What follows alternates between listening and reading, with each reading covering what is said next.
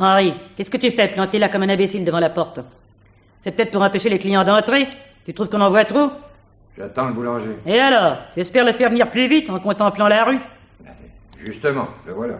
Ah ben, laisse le boulanger tranquille et occupe-toi des clients. Bonjour, monsieur Jones. Combien de pain vous faut-il? Oh, mettez-en. Henri, tais-toi! Jeune homme, sachez une fois pour toutes qu'ici, c'est moi qui m'occupe des commandes. Oh, ben, je pourrais tout... Henri, tais-toi! Et occupe-toi des clients comme je te l'ai demandé. Pour l'instant, il n'y a pas de clients. Ah ben, on va mettre des étiquettes sur les boîtes de conserve. En potée. Bon, j'y vais.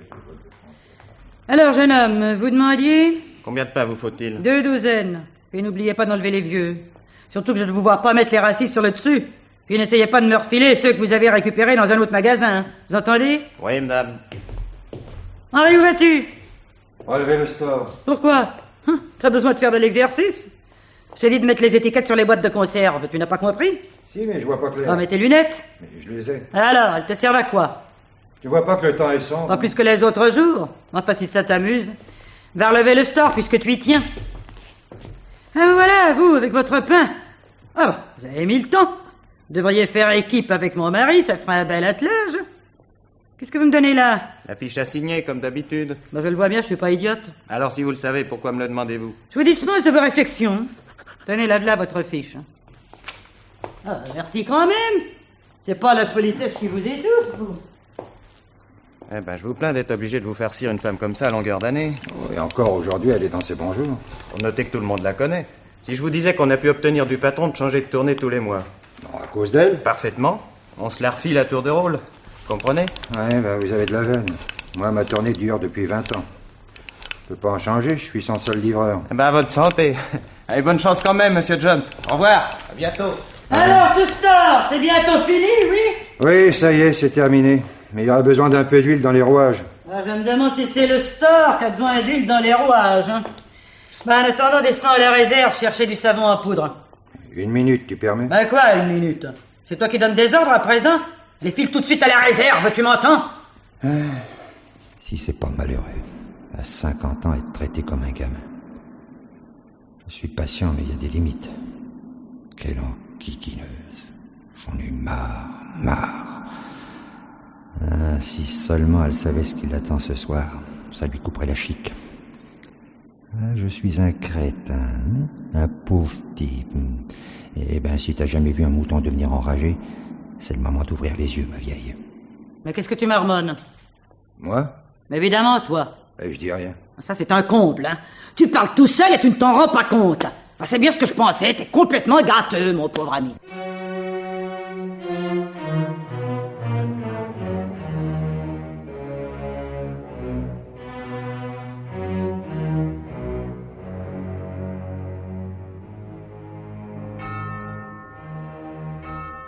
Ce n'est pas le travail que tu as fait aujourd'hui qui t'aura beaucoup fatigué. J'ai travaillé comme les autres jours. Mais les autres jours, tu travailles comme aujourd'hui, sans te fouler. Que veux-tu, mon pauvre ami? Certains viennent au monde les cheveux blonds et les yeux bleus. Et toi, t'es venu au monde avec un poil dans la main. Charmant. Charmant ou pas, c'est comme ça. Oh, puis je t'en prie, ne lève pas les yeux au ciel en prenant un air de martyr. Le reste de ton calvaire est terminé pour aujourd'hui. Il est 21h, c'est l'heure de la fermeture. Je le sais. Alors, si tu le sais, ne perds pas ton temps à tournicoter dans le magasin. N'oublie pas que nous sommes samedi. Je finis de compter la caisse, je vais mettre l'argent dans la sacoche, et tout à l'heure, nous irons porter les fonds à la banque. Rien entendu. Mais qu'est-ce que tu attends? Qu'est-ce que tu regardes dans la rue? Rien. Je regarde Mrs. Hoffman qui rentre chez elle. T'es chargé de la surveiller? Mais enfin, mais qu'est-ce qui te prend? Pourquoi tu ne fermes pas la porte, abruti? Tu veux qu'un gangster entre pendant que nous sommes seuls et emporte l'argent? Excuse-moi. Bien. Maintenant, je peux fermer. Madame Hoffman est assez loin. C'est important. Faudrait pas qu'elle dise qu'en passant, elle m'a vu verrouiller la porte. Mais qu'est-ce que tu marmonnes encore? Non, décidément, c'est une maladie. Tiens, mais qu'est-ce que j'aperçois encore? Quoi? Tu n'as pas couvert les légumes. Mais je le sais. Mais avant, je vais sortir la poubelle. Dès que je reviendrai, je le ferai. Et ça n'a pas d'importance par quoi je commence, du moment que le travail est fait, c'est l'essentiel. Ouais, bah, en tout cas, n'oublie pas.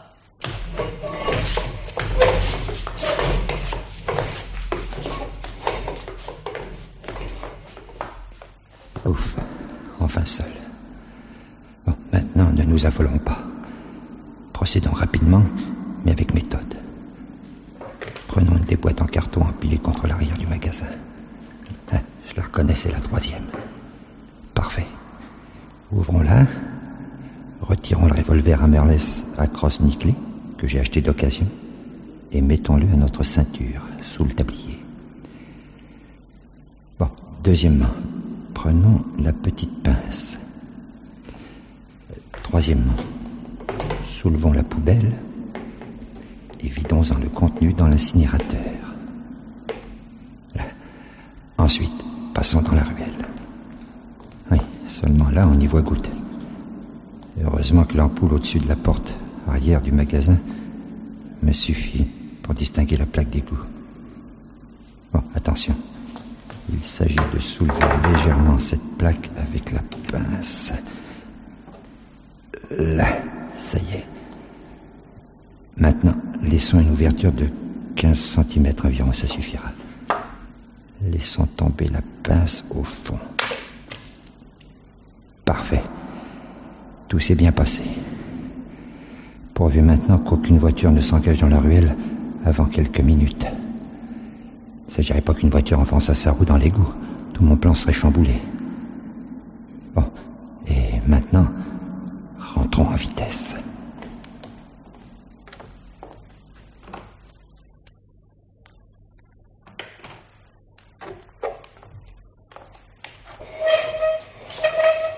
Ah, il t'en a fallu un temps. Toute la journée, tu as agi comme un automate.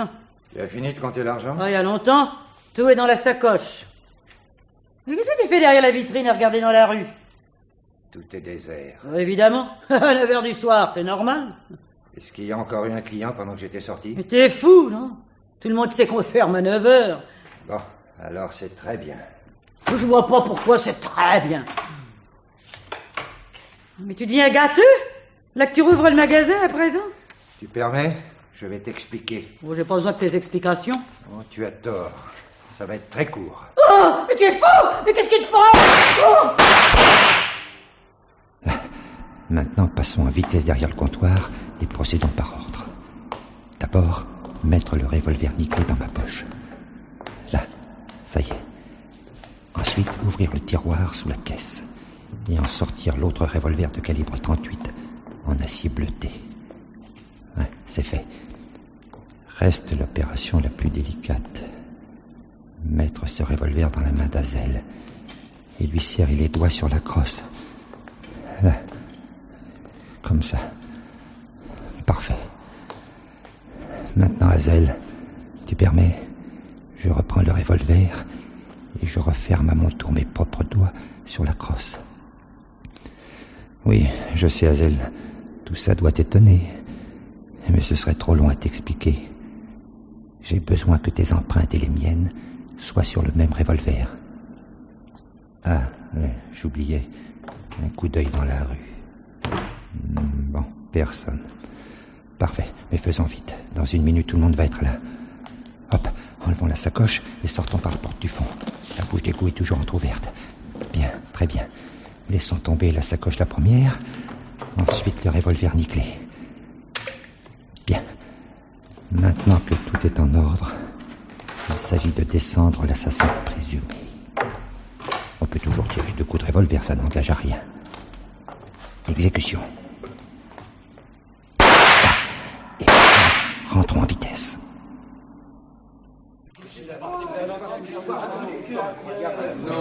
Ah, je crois que je l'ai atteint, mais il s'est enfui. Qui a pu faire un coup pareil? Mais c'est un cambrioleur, monsieur Bauer. J'avais oublié de fermer la porte d'entrée à clé. Il est entré pendant que j'étais dehors à vider la poubelle. Quand je suis revenu, il braquait un revolver sur Azel. Il s'est tourné vers moi. Il m'a ordonné de la rejoindre derrière le comptoir. Au moment où il a détourné la tête, Azel a ouvert le tiroir sous la caisse, là où nous gardons un revolver. Tenez, celui-ci. Voyant qu'Azel allait s'en servir, il a tiré le premier. Puis il s'est emparé de la sacoche et il a filé par la cour. Azel a laissé tomber le revolver. Alors je l'ai pris et j'ai couru après cet homme. J'ai tiré 2 fois sur lui pendant qu'il se sauvait dans la ruelle. Je crois l'avoir atteint. Il a chancelé. Mais il a continué à courir et il a disparu au coin de la ruelle en direction de Grande Avenue. Mais c'est arrivé vers quelle heure? Un peu après la fermeture, il paraît. Et ils ont forcé la serrure? Mais non, monsieur Henry avait oublié de fermer la porte d'entrée. Oh, mais c'est très imprudent, ça. Comment? Enfin, tout de même, ils auraient pu... Mais il n'y en avait pas plusieurs. Le type qui est venu a opéré seul. Alors, Madame Kaskine, Oh, je viens de passer derrière le comptoir. Oh, quel spectacle. C'est affreux. elle est bien morte, hein. Oh, j'en ai peur. Quelle histoire. Oh, monsieur Henry, ne restez pas là près de votre femme. Vous vous faites mal inutilement. Et puis ça ne changera rien maintenant. Oui, je sais, mais c'est plus fort que moi. Elle va tellement me manquer. Ah, évidemment. C'était l'âme de cette maison. Ah, et quelle âme. Faudrait peut-être appeler un médecin et la police. C'est fait. J'ai demandé à mon petit-fils d'aller prévenir le docteur Mauser. J'ai pris ça sur moi. Non, vous avez bien fait, monsieur Bauer. Je vous remercie. Du reste, voilà le docteur. Bonjour, docteur. Bonjour, monsieur Jones. Alors, que se passe-t-il? Ah, tenez, voyez plutôt, docteur. Écartez-vous un peu, je vous en prie, que je puisse me rendre compte. Oui, évidemment. Que peut-on faire, docteur? Oh, plus rien, mon pauvre ami, sinon de constater le décès. Maintenant, c'est à la police d'intervenir. La police? Écoutez, si j'ai un conseil à vous donner, monsieur Jones, c'est de vous asseoir. Vous avez besoin de vous reposer. Tiens, voilà la police. Alors, ne restez pas dans le passage. Écartez-vous un peu, laissez passer, s'il vous plaît. Ce doit être un assassinat. Ouais, eh ben merci du renseignement. Bon, le crime a eu lieu vers quelle heure? Vers 9 heures. Et quel est le mari parmi vous? C'est moi, monsieur l'agent. Bon, pouvez-vous me donner le signalement de l'assassin? Ah oui, oui, je le vois encore. Il était grand, 1m80, je crois. Il devait peser pas loin de 100 kilos. Il m'a paru avoir dans les 35 ans.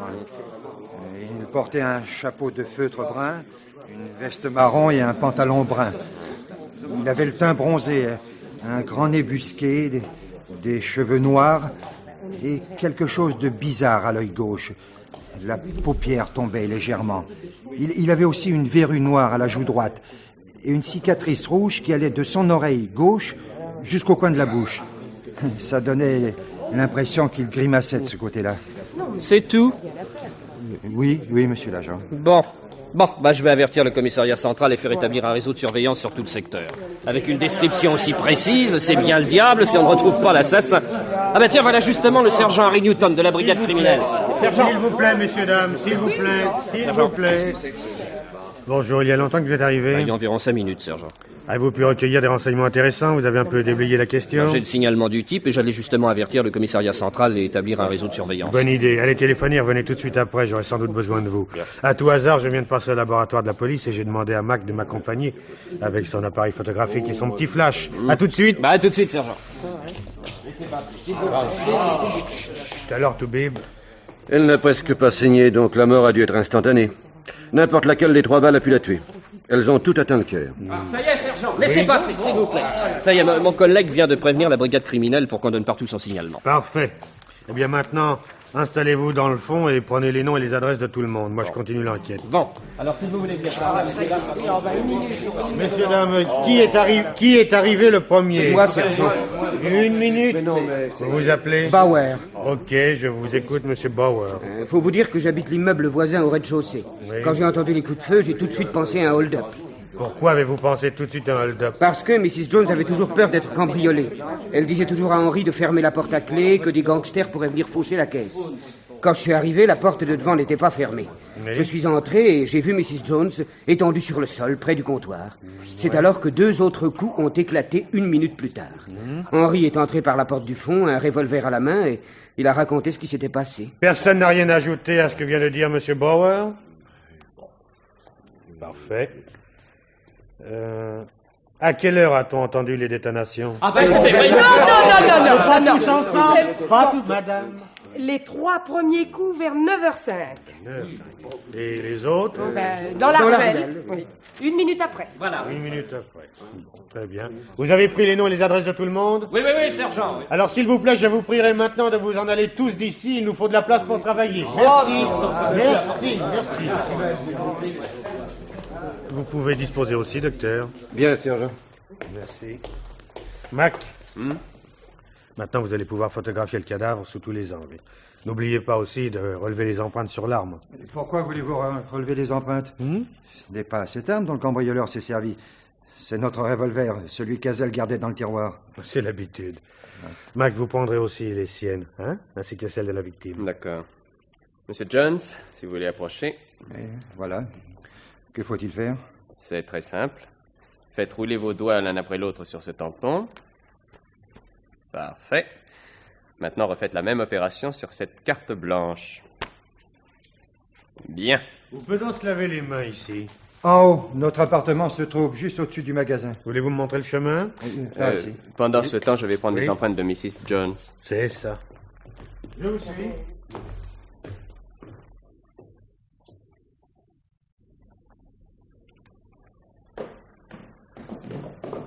Voilà, sergent. Vous avez les résultats des empreintes? Parfait. Oui, celles du mari sont superposées sur celles de la femme. Ces empreintes à elle sont brouillées, mais il y en a deux qui sont partiellement assez nettes pour établir une comparaison. Bon. Alors mettez cette arme dans votre trousse, Mac, et portez-la au service de la balistique. Ok. L'agent est encore là? Oui, voilà, sergent. Dites aux infirmiers qu'ils peuvent emporter le corps. Bien. Merci. Maintenant, monsieur Jones, j'aurais quelques questions à vous poser. Oui. Je ne vous demande pas le signalement du cambrioleur. L'agent m'a dit que vous lui aviez donné tous les renseignements nécessaires à ce sujet. Oui. Il a même été surpris des précisions que vous lui avez fournies. Vous devez avoir une mémoire visuelle extraordinaire. C'est-à-dire que j'ai été tellement surpris que chez lui tout m'a frappé. Son physique, son allure. En général, c'est le contraire. La surprise, vous autres, tout contrôle. Ah. Enfin, la question n'est pas là. J'aimerais savoir l'endroit exact d'où vous avez tiré sur le fuyard. Et où celui-ci a chancelé quand la balle l'a atteint. Ah, c'est-à-dire, je crois l'avoir atteint. Non, mais supposition ou réalité, ça m'intéresse. Eh bien, c'est dans la ruelle, là, derrière. Eh bien, je vous suis.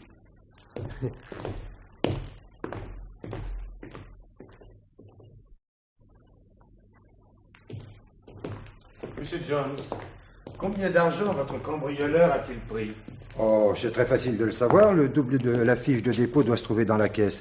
Bon, attendez, je vais vérifier. Oui. Oui, voilà. D'après la fiche, il y en avait pour 128 $ et 17 cents. C'est relativement important. Ah bien, ça représente la recette de toute la semaine que nous portions le samedi soir à la banque. Le type n'a pas opéré au hasard, il savait ce qu'il faisait. Ah, vous pensez.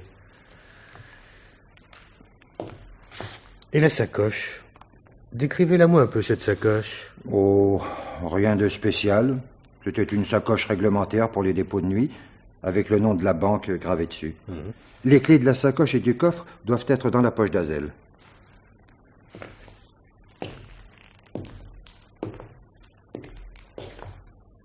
Où est la poubelle vide que vous portiez quand vous êtes revenu de la cour? Là, contre le mur. Ah, c'est curieux. Comment est-elle arrivée là, au centre du magasin, et à bonne distance à la fois de la porte du fond et de la caisse? Quand cet homme vous a donné l'ordre de passer derrière le comptoir, près de votre femme, il a bien vu que vous n'exécutiez pas ses ordres? Oui, mais c'est alors qu'Hazel en a profité pour sortir le revolver, ce qui a obligé l'homme à se retourner contre elle et à ne plus s'occuper de moi. Si on veut. Bien, vous pouvez fermer. Ensuite, vous viendrez avec moi au commissariat central. Là, je vous montrerai quelques photos. Et dans le lot de tous ces truands condamnés pour vol à main armée, peut-être reconnaîtrez-vous votre type.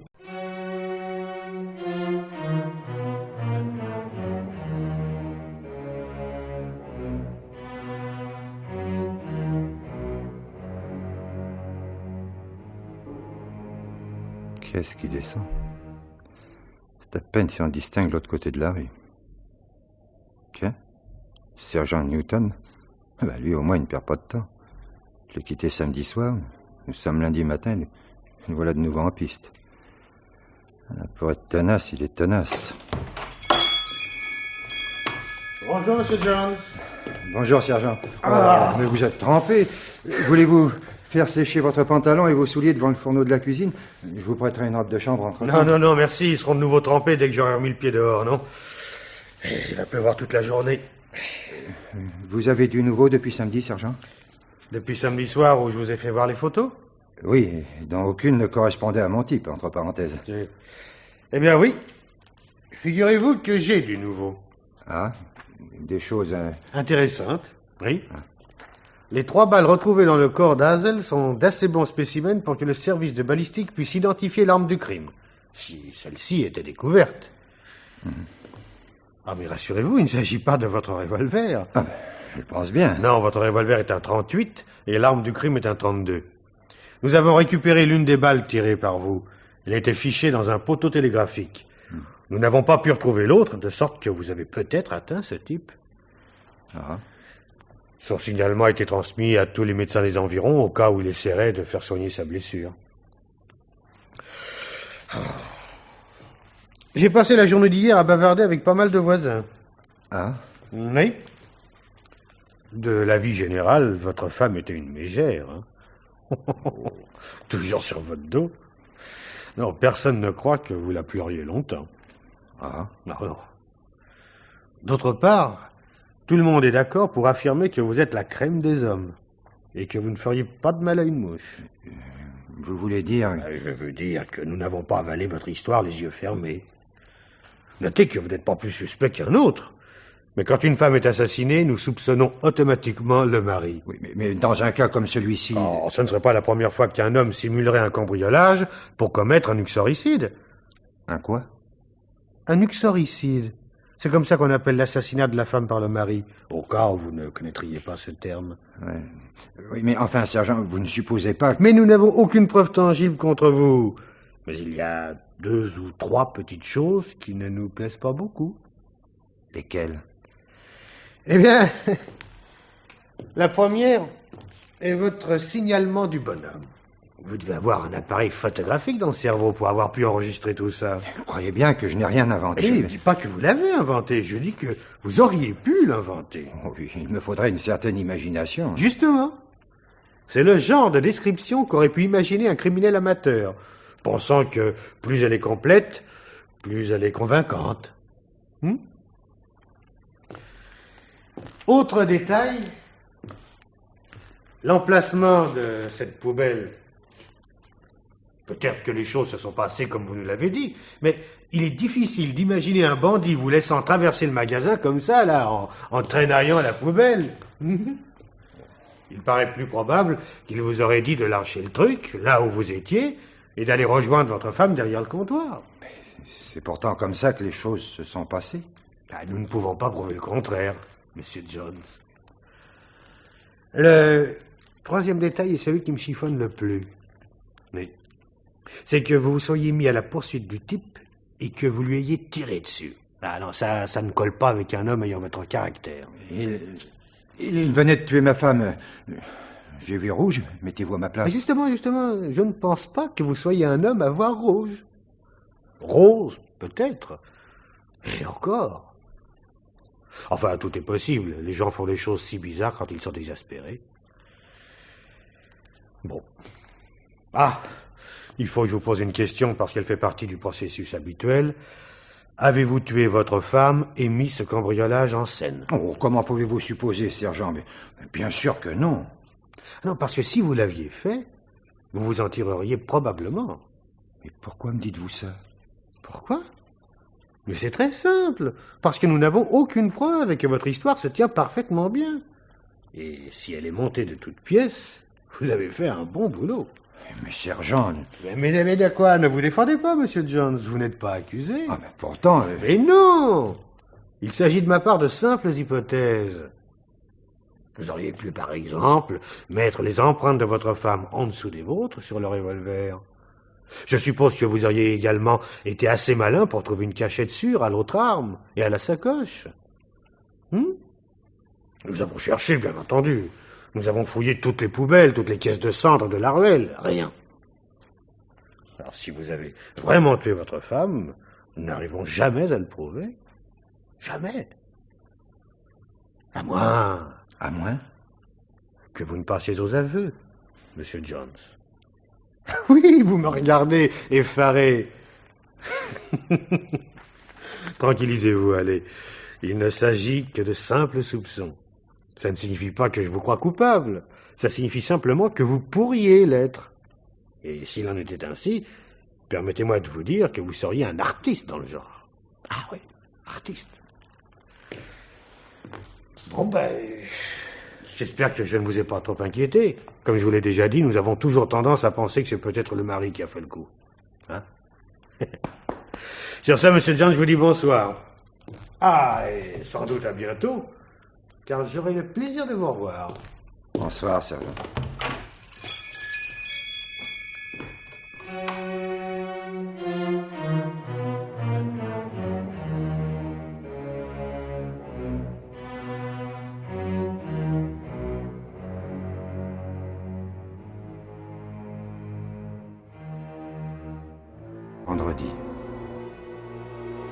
Ça fait déjà 2 jours que cette pauvre Hazel a été enterrée. Comme le temps passe. Hey John, j'ai rangé les boîtes de petits pois par ordre de grandeur. Ça fait une belle pyramide. J'ai fait la même chose avec les morceaux de savon. Très bien, mon petit Jacques. Tu pourras dire à ton grand-père Bauer que je suis très content de toi.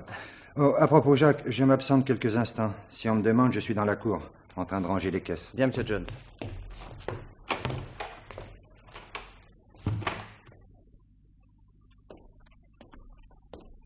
Bonjour, Monsieur Jones. Bonjour, sergent. Qu'est-ce que vous faites là? Oh, y a rien. On procède à une petite vérification. Oui, à quel sujet?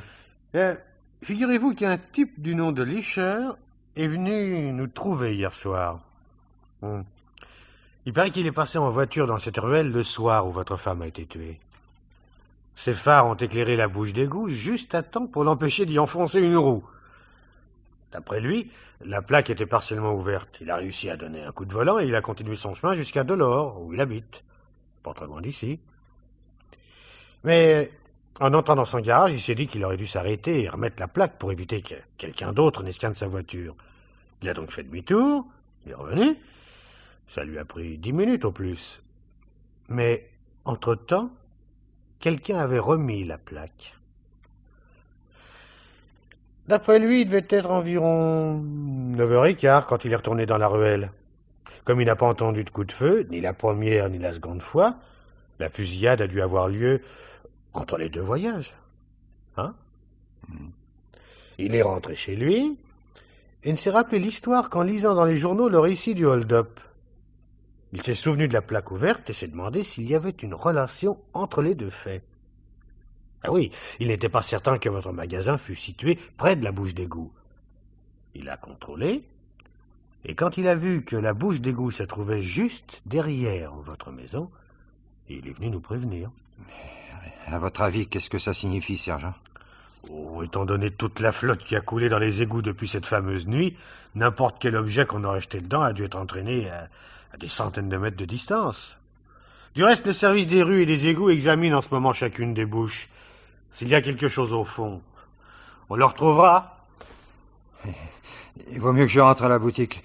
J'ai un nouveau vendeur que je ne veux pas laisser seul.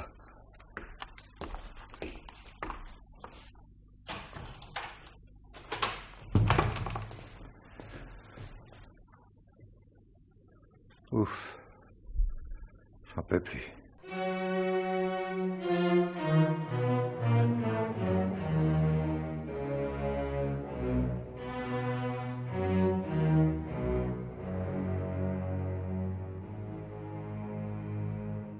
Dis donc, Jacques, il est midi. Faut aller déjeuner, mon petit. Bien, Monsieur Jones. Tout à l'heure. À tout à l'heure.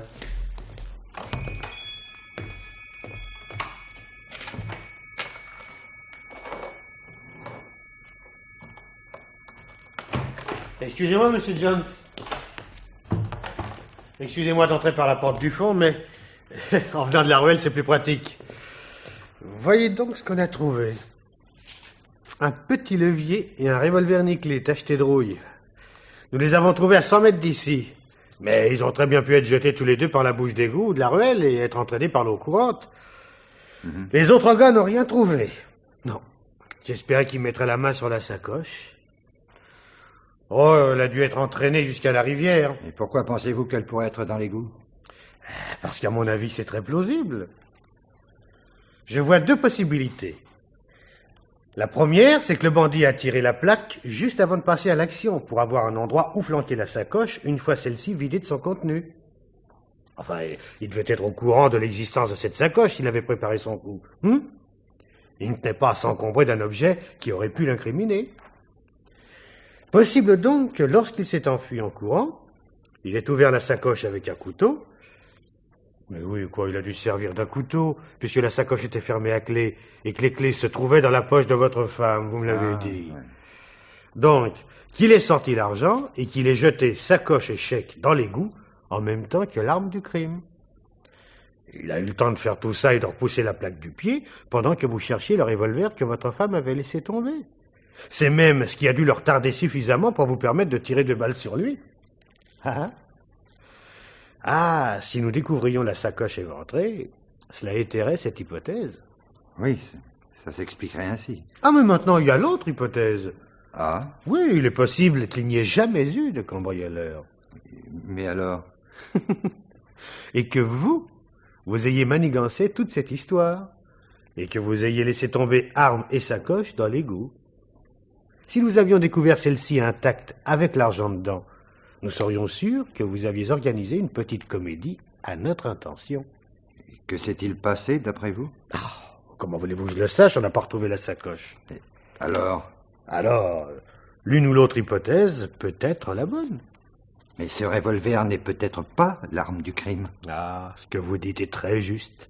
Mais si le service de balistique affirme que oui, nous pourrons sans doute en découvrir l'origine. Comment? En adressant le numéro de série au fabricant qui nous fera savoir à quel détaillant le revolver a été vendu. Et nous demanderons à ce détaillant de nous expliquer ce qui est devenu l'arme. Mais si le revolver a été acheté d'occasion? Vous voulez dire chez un brocanteur? Oui, par exemple. Dans ce cas, c'est encore plus simple. Il aura été enregistré au commissariat local. Un arrêté municipal exige que les brocanteurs ou les prêteurs sur gage fassent connaître les achats et les ventes d'armes à feu. Ah oui, mais supposons que l'acheteur ait donné un faux nom. C'est une hypothèse possible. C'est même le cas courant. Alors? Eh bien, je vous dirais, Monsieur Jones, que les brocanteurs ont une remarquable mémoire des visages. Un peu comme vous, tenez. Surtout quand il s'agit des acheteurs d'armes, parce que la police les questionne fréquemment à ce sujet. Ah oui? Ah oui. Nous leur transmettrons le signalement du bandit et nous vous demanderons de nous accompagner. Celui qui a vendu ce revolver saura sans doute nous dire lequel de vous deux. De nous deux? Ah oui, du bandit ou de vous, lequel de vous deux l'a acheté. Eh bien, Monsieur Jones, je crois que c'est tout pour aujourd'hui. Au revoir et à bientôt, sans doute. Au revoir, sergent.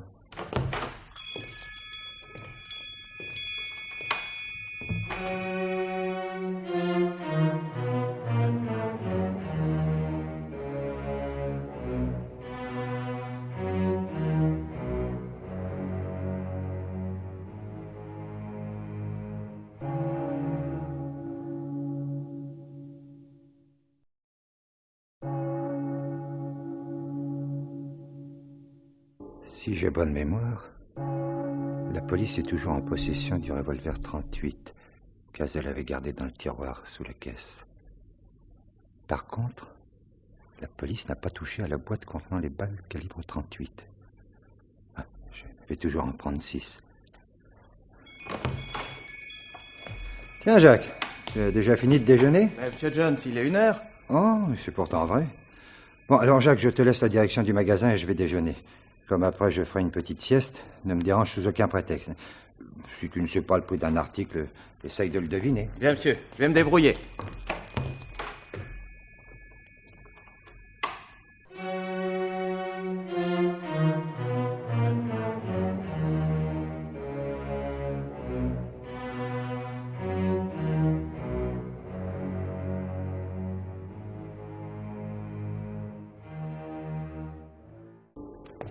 Pardon, monsieur, auriez-vous un revolver calibre 38? Oh, mais est-ce que vous n'avez pas acheté une arme chez moi il y a quelque temps? Oui, je suis venu en effet il y a plusieurs mois. Ah, c'est bien ce que je pensais. Et si j'ai bonne mémoire, je vous ai vendu un calibre 32. Oui, mais aujourd'hui c'est un 38 que je voudrais. Eh bien, tenez. Voilà un 38 police spécial. C'est une bonne occasion. Il a à peine servi. Il n'est pas rouillé du tout. Permettez? Oh, vous pouvez ouvrir le barillet et examiner le canon. Il est en parfait état. Oui, je vois. Bon, j'ai justement les balles qui vont dedans. Mais qu'est-ce que vous faites? Vous voyez, je les fais glisser dans le barillet. Mais vous me mettez en joue! Oui, et passer dans l'arrière-boutique. Écoutez, l'argent est dans la cage, si c'est ça que vous voulez. Je vous dis de passer dans l'arrière-boutique. Quel bien. Mais enfin, pourrais-je savoir? Mon mouchoir. Essuyons rapidement le revolver et serrons les doigts du mort sur la crosse de l'arme. Là, parfait. Je commence à en avoir l'habitude. Maintenant, essuyons les 2 poignées de cette porte et refermons, toujours en nous servant du mouchoir. Un coup d'œil dans la rue. Personne. Les dieux sont avec moi. Passons le mouchoir sur la poignée extérieure et fermons la porte. Maintenant, Henri, saute dans ta voiture et rentre à la maison.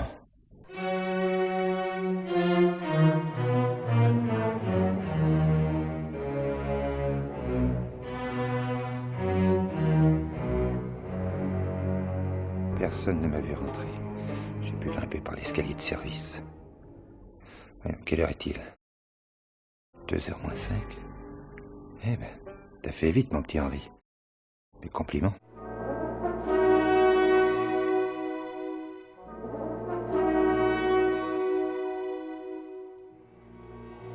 Tout a bien marché, Monsieur Jones. Je crois que j'ai attrapé le truc. Vous avez bien dormi? Oui, pas mal, je te remercie. Dis donc, Jacques, sans te commander, descends chercher des petits pois en conserve à la réserve. Il n'y en a plus beaucoup sur l'étagère. Bien, Monsieur Jones.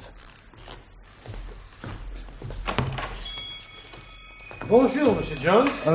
Bonjour, sergent. Monsieur Jones, le revolver retrouvé dans l'égout était bien l'arme du crime. Elle a été achetée chez un prêteur sur gage de Franklin Avenue. Ah. Elle avait été vendue à un certain George William, qui a donné une adresse inexistante du quartier nord. Le nom doit être faux aussi, bien entendu. Et malheureusement, nous ne pouvons pas obtenir du marchand une description de l'acheteur. Non, pourquoi? Parce qu'il vient de se suicider. La coïncidence me paraît louche. Pas à vous? Oui. Mais il y a des circonstances qui justifient ce suicide. Et quelles circonstances? Il a employé un de ses propres revolvers. Comme ils étaient gardés dans un tiroir dont il avait la clé et qu'il n'était pas chargé, un assassin n'aurait pu s'en emparer. Non. En plus, il avait un motif de se tuer. Une semaine auparavant, il avait appris qu'il avait un cancer et qu'il n'avait plus que quelques mois à vivre. Ça aurait été une agonie douloureuse. Oui, enfin, somme toute, si je comprends bien, l'assassin lui aurait rendu service. Eh, ma foi, oui. Quoi qu'il en soit, nous arrivons à une impasse. Si vous avez supprimé votre femme, eh bien, je suppose que le crime restera impuni. Je commence à être un peu fatigué de vos insinuations, sergent. Mais ne vous fâchez pas, Monsieur Jones. Je n'ai pas l'intention de vous offenser. Du reste, vous n'êtes pas plus suspect qu'un autre. Mais alors pourquoi ces insinuations, alors que je vous ai donné le signalement de l'assassin? Soyez tranquille, Monsieur Jones, soyez tranquille, on s'en occupe. On le recherche toujours, votre gangster à la paupière tombante. Et si on lui met la main dessus, je vous le ferai savoir. Sinon, vous n'entendrez sans doute plus jamais parler de moi. J'espère que vous l'arrêterez. Bonsoir, sergent. Bonsoir, Monsieur Jones.